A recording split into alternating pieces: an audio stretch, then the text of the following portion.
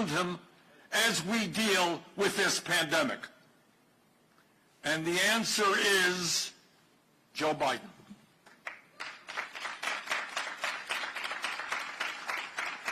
Which candidate for president has made it clear that he will develop policies which are based on science, not politics, and that he will seek the advice of the best scientists and doctors in our country and around the world in order to combat and defeat this pandemic?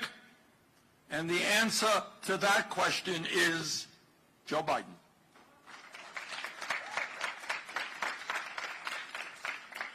Which candidate for president will develop strong national protocols and guidelines and model the behaviors we all need to engage in to keep our families, our co-workers, and our neighbors safe?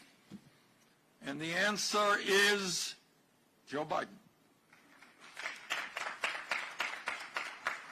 Which candidate has the temperament to see us through this unprecedented moment, the worst public health crisis in over 100 years? And let me repeat that question. Which candidate has the temperament to see us through this difficult crisis? I don't think there is any doubt that the answer to that question is Joe Biden. And my friends, that is why we need Joe Biden as our next president. And now let me say, if I might, a special word to the young people of our country. During the last year and a half, I have had the extraordinary opportunity to travel all across this country, in almost every state in the Union. And what I have learned is that the young generation in our country today, black and white, Latino, Native American, Asian American, is an extraordinarily beautiful group of people. It is the most progressive, the most compassionate, the most open-minded young generation in the history of our country. It is a generation that thinks big, not small, and is prepared for a new vision as to what our country can and must become. And that vision is based on the principles of justice, economic justice, racial justice, social justice, environmental justice.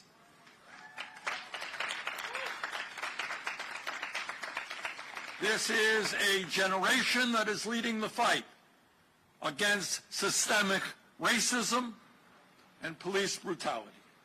It is a generation that is leading the fight against xenophobia, a generation that is leading the fight against sexism, a generation that is leading the fight against religious bigotry, a generation that is leading the fight against never-ending wars, and a bloated military budget.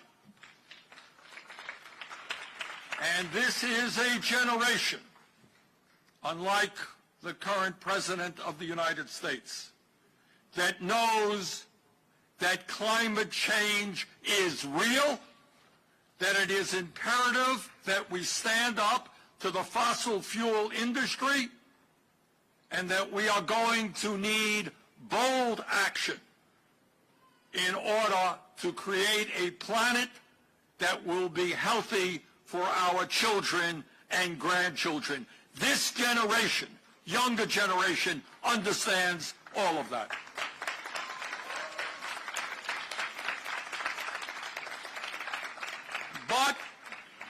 And here is the but. As wonderful and idealistic as our young generation is, it has one major political shortcoming. And that political shortcoming is that this young generation does not vote in large enough numbers. The voter turnout among young people has improved in the last few years, but it still has a very long way to go. So today, I say to the young people here in Michigan and around the country, if you are worried about the outrageous level of student debt that many of you are incurring, if you are upset about the high cost of college and graduate school, if you are concerned about the low-paying jobs that many of you have, if you are concerned and worried about climate change, sexism, racism, homophobia, and religious bigotry, it is not enough to complain or to moan and groan. We got to fight back. And the first way is to vote.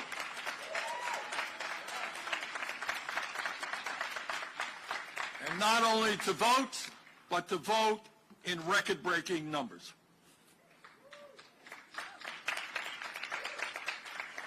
And let me say this again to the younger generation, that if you vote at the same percentages as older people in this country vote, not only will Biden win this election, we will transform this country. The future of America depends upon you. Now, all over this country, as many of you know, in many Republican-controlled states, and this makes me really very sad, officials in a variety of ways are trying to suppress the vote. They're cowardly. They are trying to make it harder for working people, poor people, people of color, and young people to vote. They want a low voter turnout because they think that will help them politically. Fortunately, that is not the case here in Michigan. In Michigan, not only has early voting already begun in every township in the state, but you can still register to vote online until October 19th and in person until Election Day, same-day registration. In other words, you can vote or register to vote right now, no matter where you live in the state. In addition, there are opening today new polling sites near 3 college campuses, East Lansing near MSU, as well as on campus at Western Michigan University and Northern Michigan University. Excuse me. Further, Detroit is opening 21 early voting sites across the city, which will be open 7 days a week until Election Day.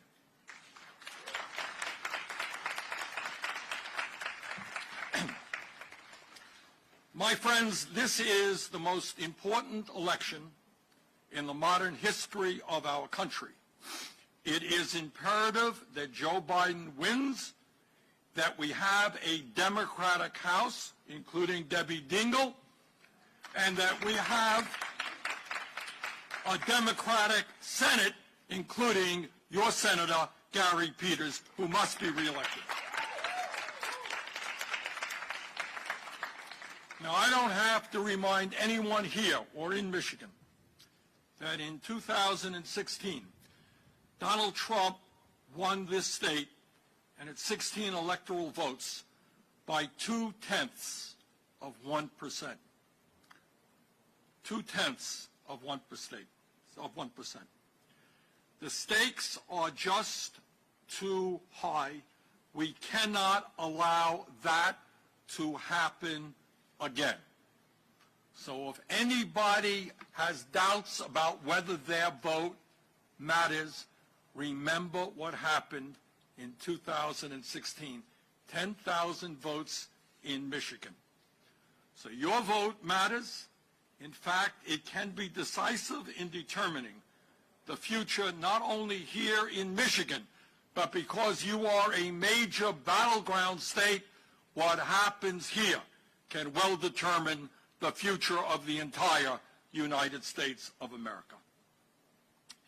And now let me say a word as to why this election is so very important.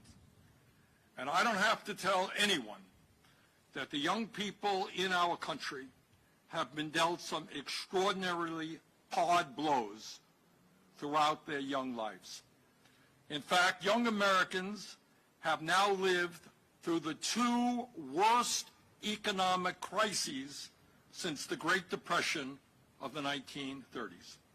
12 years ago, young people all over this country had to deal with the Wall Street crash that caused millions of Americans to lose their jobs, lose their homes, and lose their life savings. And many have never fully recovered from that crash of 12 years ago.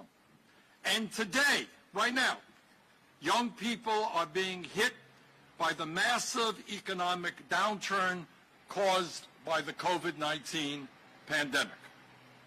During this pandemic, right now, 54% of young Americans under the age of 29 have either lost a job or had to take a pay cut more than any other age group. 52% of young Americans have been forced to move back home with their parents. 35% of young Americans have had problems finding enough money to pay for rent, medical bills, or other expenses. Unless we reverse course, everything being equal, the younger generation will, for the first time in the modern history of our country, have a lower standard of living than their parents. Because this country right now is experiencing massive downward mobility. We want to go up, not down.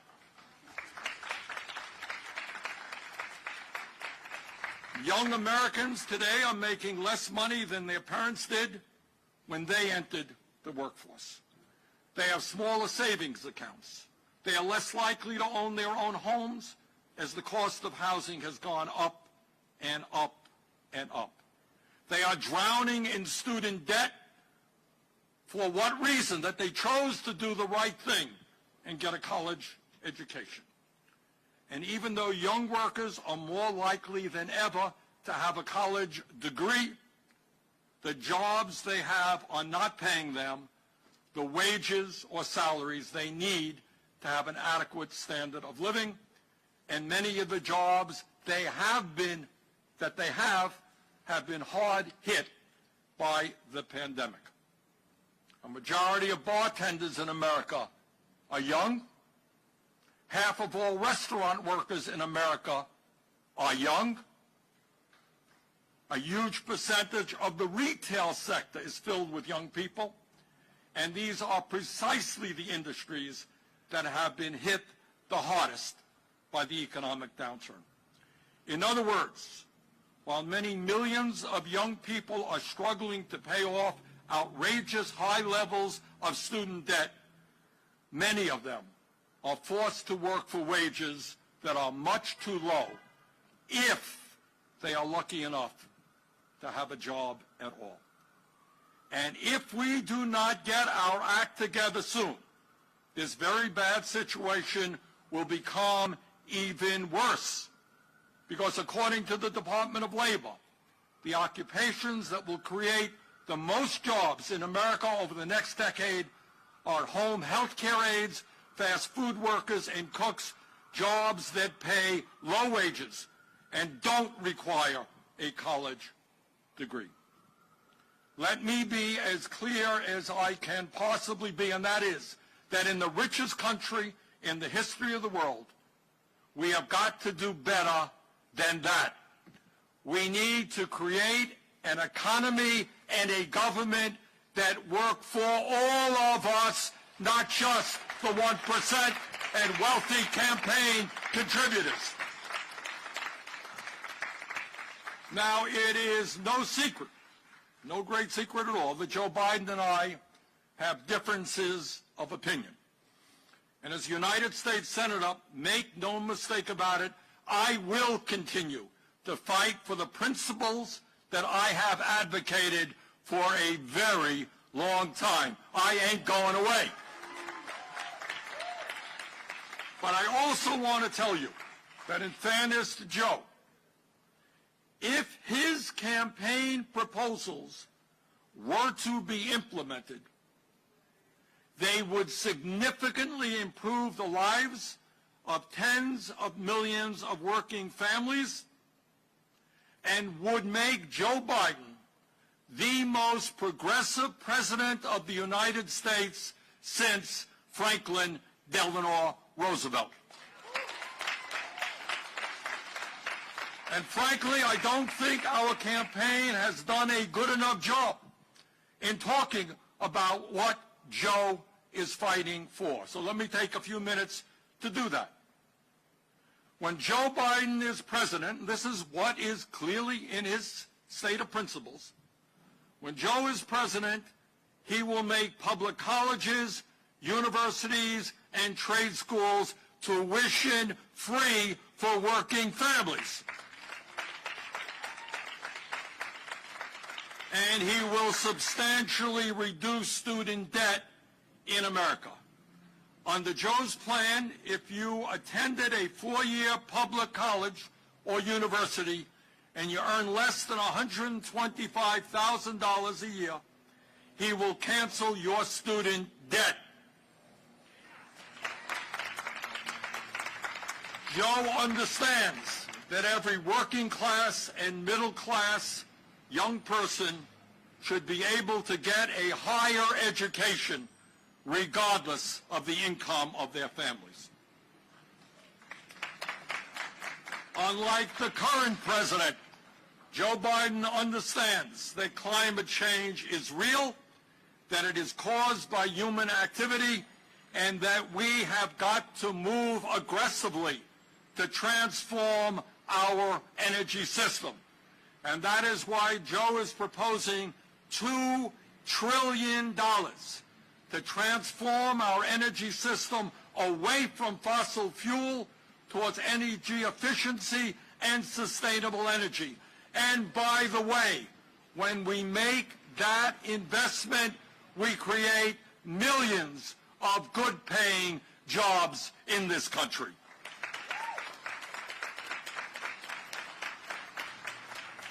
And when we talk about the need to raise wages in America, let's be clear. When Joe Biden is president, we are going to raise the federal minimum wage from the starvation wage of $7.25 an hour to a living wage of at least $15 an hour.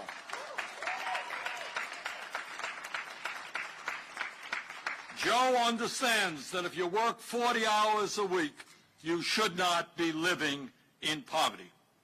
And Joe also understands that it is absurd that women in America are earning 80 cents on the dollar compared to men. Joe believes, you believe, and I believe, equal pay for equal work.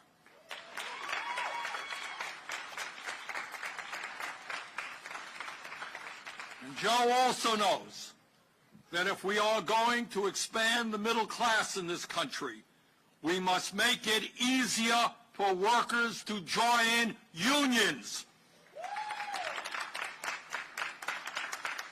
to engage in collective bargaining, and to end the heavy-handed corporate tactics that make it so hard for workers to unionize in our country. And Joe Biden also understands that we have got to stop providing corporate welfare to companies that are throwing American workers out on the street and moving to low-wage countries around the world. When Joe is president, he will sign an executive order to prevent companies that ship American jobs overseas from receiving a nickel in corporate welfare. And I'll tell you what Joe Biden also understands and what all of you know to be true. And that is, we have got to end the international embarrassment of the United States being the only major country on earth not to guarantee paid medical and family leave. How absurd is it? How absurd is it that the wealthiest country in the world cannot guarantee paid family and medical leave to its workers? When a woman in this country gives birth, she should not be forced to go back to work after 1 or 2 weeks. When a child gets sick, mom or dad should be able to stay home and not lose a day's pay. And that is why Joe Biden has proposed at least 12 weeks of paid family and medical leave for working families in our country. And when we talk about little kids and young children, we all know that our current child care system is a disgrace and is totally inadequate. Our children and their parents deserve high quality, reliable, and affordable child care. And that is why Joe has proposed universal pre-K education for every 3- and 4-year-old in the country.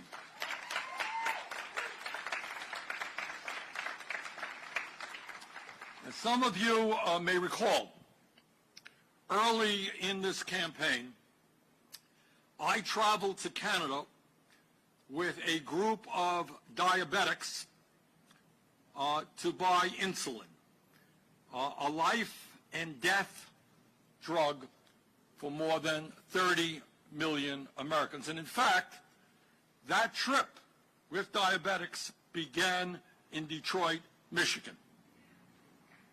And here is what we found on that trip, and it's something I will never forget. And that is, you can go 15 miles into Canada, and you can buy insulin there for 1/10 of the price that it is sold here in the United States. No, you didn't mishear me. I said you can buy insulin in Canada for 1/10 of the price that it is sold here. Same company, same product, 1/10 of the price. And it's not just Canada, and it's not just insulin. While the drug companies, through their collusion, through their price fixing, and through their greed, make obscene profits every year, we end up paying by far the highest prices in the world for prescription drugs. 1 out of 5 Americans who get a prescription from a doctor cannot afford to fill that prescription. How insane is that? Joe Biden understands that we finally must have the courage to take on the greed of the pharmaceutical industry and lower the outrageous prices of prescription drugs in this country.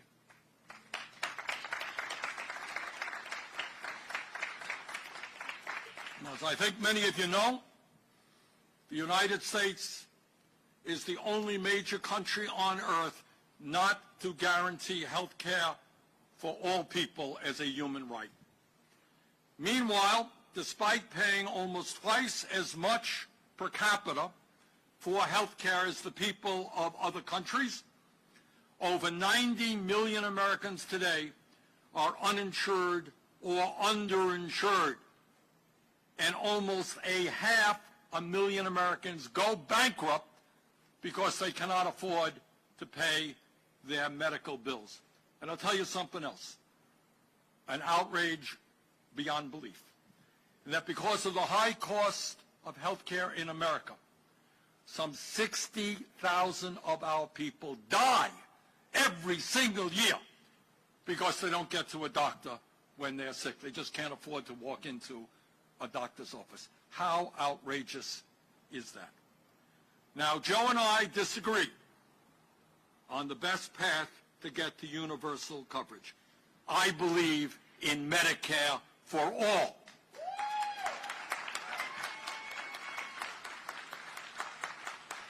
But while Joe and I disagree, I know that he will greatly expand access to health care and make it more affordable for tens of millions of people across this country.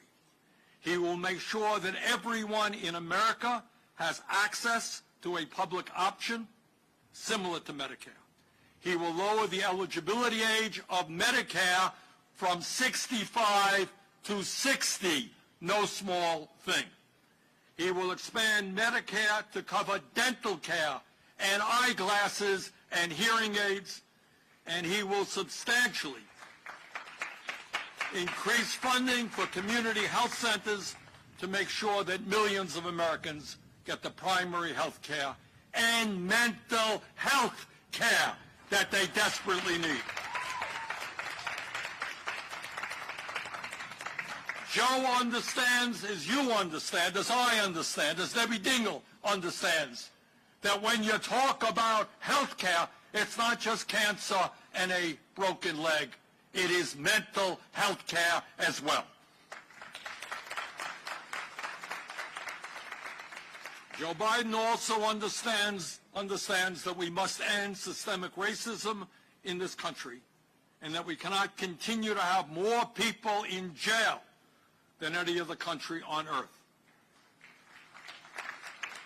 And that is why Joe will end private prisons in America and private detention centers. And that is why we will make sure that no one in America sits in a jail cell because they are too poor to afford cash bail. Instead of more jails and incarceration, Joe understands that we need more jobs and more education. Joe Biden also understands that we are a nation of immigrants. My dad came to this country at the age of 17, and that we cannot continue to terrorize and demonize over 11 million undocumented people in America. And that is why Joe has proposed a comprehensive immigration reform plan and a path toward citizenship for the undocumented. That is why he will provide legal status to the 1.8 million young people eligible for the DACA program. And that is why he will end the disastrous ICE raids and develop a humane border policy for those who seek asylum. No more snatching babies from the arms of their mothers.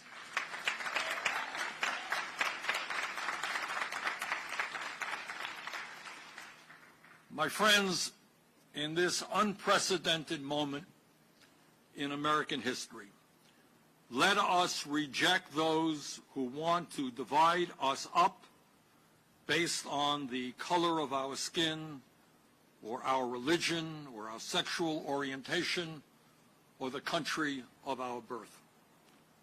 Let us come together as never before, black and white, Latino, Asian American, Native American, gay and straight, those of us who were born in this country, those of us who immigrated here. Let us come together to elect a Democratic Congress. Let us come together to enact the most progressive agenda in the modern history of this country.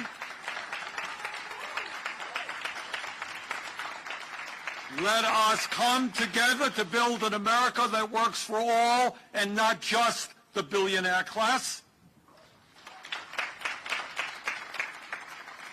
and let us elect Joe Biden as the next president of the United States of America. Thank you all very much.